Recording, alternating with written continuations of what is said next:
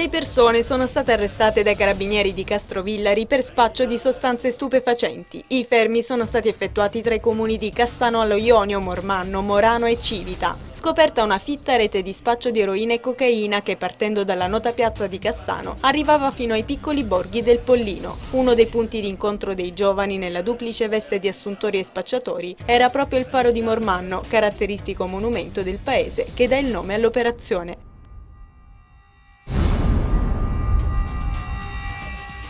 Minacce firmate Brigate Rosse sono giunte oggi al governatore della Calabria Giuseppe Scopelliti nella sede del Consiglio regionale a Reggio. Nella lettera con sul fondo e all'interno della busta alla stella 5 punte la scritta documento numero 1 in cui si legge di temi nazionali e c'è la minaccia colpirne uno per educarne 100. Sono in corso indagini della Digos. Intanto ieri improvvisa conferenza stampa del presidente per difendersi dalle accuse del colonnello del ROS Giardina nell'ambito del processo Meta sui presunti ritardi del Comune di Reggio nell'acquisizione di un immobile della famiglia Condello.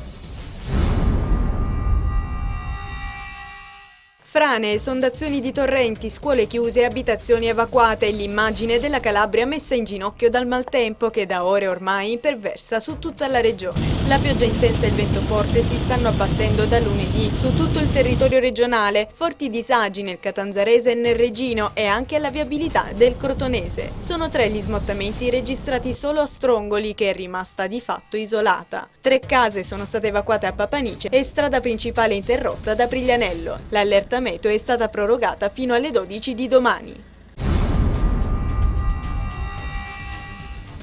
Si è tenuta oggi presso il liceo Telesio di Cosenza una manifestazione della CGIL con la presenza di Susanna Camusso. Il segretario generale del sindacato ha preso parte all'incontro sui temi del pubblico impiego e della scuola, dichiarando che il dibattito sull'articolo 18 e i licenziamenti facili è un modo per non affrontare i veri problemi. Sul mercato del lavoro, ha detto inoltre la Camusso, non c'è particolarmente una questione meridionale perché la precarietà ha reso uguale il paese. La riforma è necessaria secondo il leader della CGIL, ma è sbagliato illudere il paese che sia la risposta per l'occupazione.